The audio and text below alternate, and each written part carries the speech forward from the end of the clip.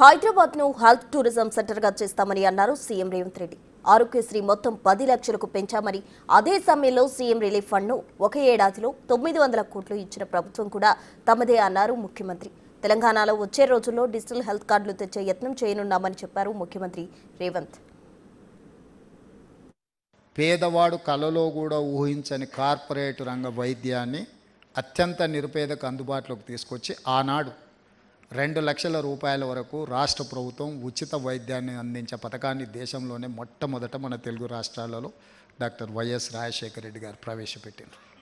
ఆ పథకం ఈరోజు తెలంగాణ రాష్ట్రంలో రాజీవ్ ఆరోగ్యశ్రీ పథకానికి నేను ముఖ్యమంత్రి అయిన 2వ రోజే 10 లక్షల రూపాయల వరకు ప్రతి పేదవాడికి వైద్యాన్ని ఉచితంగా అందించడానికి సంపూర్ణమైన నిర్ణయం తీసుకున్నాం. ఇదే కాకుండా ముఖ్యమంత్రి సహాయ నిధి నుంచి కంబైన్డ్ స్టేట్లో కానీ ప్రత్యేక రాష్ట్రంలో కానీ ఒక్క సంవత్సరంలో 900 కోట్ల రూపాయల సహాయాన్ని అందించింది కూడా మా ప్రభుత్వం. మేము పేదల వైద్యానికి 900 కోట్ల రూపాయలు ముఖ్యమంత్రి సహాయ నిధి నుంచి ఒక్క సంవత్సరంలోనే ఖర్చు పెట్టడం జరిగింది. ఇవన్నీ కూడా ఖర్చు. ఏదైనా సమస్య వచ్చిన తర్వాత మనం ఆ సమస్యను పరిష్కరించడానికి వైద్యం అందించడానికి ఖర్చు పెడుతున్నాం.